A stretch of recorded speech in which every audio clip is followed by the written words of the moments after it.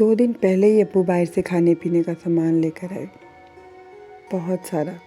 अभी मैं देख ही रही थी, 2 दिन बाद मेरे खाने की चीज़ें वैसे की वैसे ही पड़ी थी। चंद साल पहले ऐसे नहीं होता था। पहले घर में कुछ भी आता, हम बहनें छीन झपट लिया करती थी, एक दूसरे की हिर्स में फौरी ख़त्म कर देती थी। लेकिन अब ऐसा नहीं होता। अगर पहले कभी किसी के घर से खाने का कुछ सामान आता तो उसके 3 हिस्से कर लिए थे। मैं सबसे छोटी लाडली सी थी, मुझे सबसे ज़्यादा मिलता था। मैंने आज तक कभी किसी को काम को हाथ नहीं लगाया था। मेरी बहनें ही मेरा सारा काम कर लिया करती थी। अगर एक बहन चाय बना रही होती थी तो हम बहनें उसके सर पर पहुंच जाती थी कि आधा कप मेरा भी और आधा कप मेरा भी। अगर कोई किसी को चाय नहीं देता था तो वो एक दूसरे से नाराज़ हो जाती थी और कहती थी कि हमारी बारी होगी तो हम भी तुम्हारे साथ ऐसा ही करेंगे, कि तुमने हमें एक चाय नहीं दी कि तुम कितनी नतीदी हो। मेरी बड़ी आपी को चावलों की दीवानी थी। कहीं से चावल आ जाए तो आपी से रहा ही नहीं जाता था। मेरी बड़ी बहन खाना पकाती थी और हम सब मज़े से मिलकर खाते थे और देर तक बातें किया करते थे। हमें कभी किसी को दोस्त बनाने की ज़रूरत ही नहीं पड़ती थी, क्योंकि हम एक दूसरे के बेहतरीन दोस्त थे। हम लड़ते भी थे और दोस्ती भी बहुत करते थे। लड़ते ऐसे थे कि ऐसा लगता था कि अब कभी बात ही नहीं करेंगे, और जब बात करते थे तो ऐसे लगता था कि कभी अब हम लड़ेंगे ही नहीं।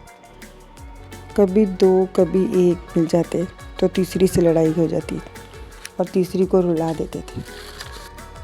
हम एक दूसरे का बहुत ख्याल रखते थे। एक ने मार्केट जाना तो दूसरी के लिए कुछ लिए बगैर घर नहीं आना होता था, और मैं हमेशा इंतज़ार कर रही होती थी कि मेरी बड़ी बहन आएगी तो मेरे लिए खाने पीने का बहुत सारा सामान लेकर आएगी। हम कद में एक जितनी थी, एक दूसरे के कपड़े पहन लेती, एक दूसरे के जूते भी आ जाते थे। कभी एक दूसरे को इतना प्यार से कपड़े दे देते थे, कभी कभी इतनी लड़ाई करते थे और अपने कपड़े छिपा देते थे कि हमारी बहन हमारे कोई कपड़े ना पहन ले। और कहीं जाना होता, आप ही से लड़ना और आप ही ने हमसे लड़ना कि आज तुम हमसे ज़्यादा प्यारी लग रही हो, तुमने ऐसा क्या किया है कि तुम हमसे ज़्यादा प्यारी लग रही हो। बस यूँ ही बचपन जवानी में कैसे गुजर गया पता ही नहीं चला, और वक्त गुजरता चला गया और हम सबकी शादियां हो गई। लेकिन अब हमारी मोहब्बत और गहरी हो गई है। अब पता चला है कि ज़िंदगी क्या है। कोई बहन अमीर हो गई, कोई गरीब हो गई, और किसी के बच्चे अब नॉर्मल हो गए। अब मोहब्बत के साथ हमदर्दी भी हो गई। अब उसका दुख अपना दुख लगने लगा। अब सोच जैसे बदल सी गई। अब जो चीज़ अपने पास अच्छी देखते हैं तो सबसे पहले दुआ करते हैं, या अल्लाह मेरी इस बहन को भी ये चीज़ दे देना। अब दिल करता है जैसे वैसे करके हम उसकी मदद कर दें, किसी भी तरीके से हम उसको पहुंच जाएं। लेकिन अपने घर से फुर्सत ही कहाँ मिलती है, एक दूसरे को अपनी परेशानी बता दें। अब तो फ़ोन आए तो ये कह के रख देते हैं कि मैं फ़ारिग होकर थोड़ी देर तक तुम्हें फ़ोन करती हूँ, बस बच्चों का ये कर लूँ या मेहमान आ गए हैं।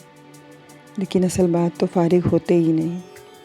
अब तो हम किसी की सुनते ही नहीं, बस पता चल जाता है आवाज़ सुन के कि आज किसी को कोई परेशानी आई है, और मुख्तसर सी बात पर खैरियत मालूम कर लेते हैं।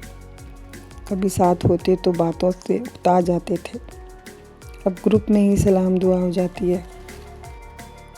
कैसे हम बहन भाई सब एक घर में रहते हैं, एक दूसरे का दर्द बांटते हैं, उसको बचपन से बड़ा होते देखते हैं, उसकी हर तकलीफ़ देखते हैं, हर खुशी देखते हैं, हर खुशी में शामिल हो जाते हैं। लेकिन जैसे ही हम बड़े हो जाते हैं, हर कोई अपना अपना उड़ जाता है।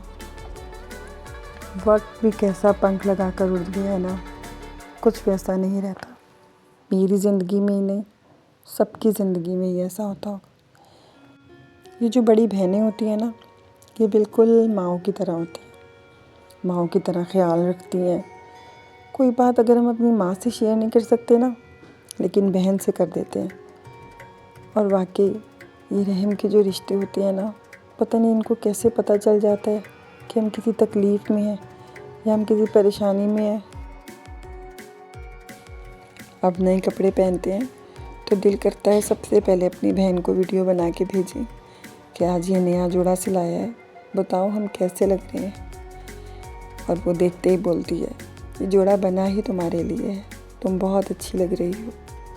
अल्लाह हम सब बहन भाइयों को हमेशा सलामती के साथ, खुशियों के साथ सलामत रखे और हमेशा हम एक दूसरे से मोहब्बत करते रहें।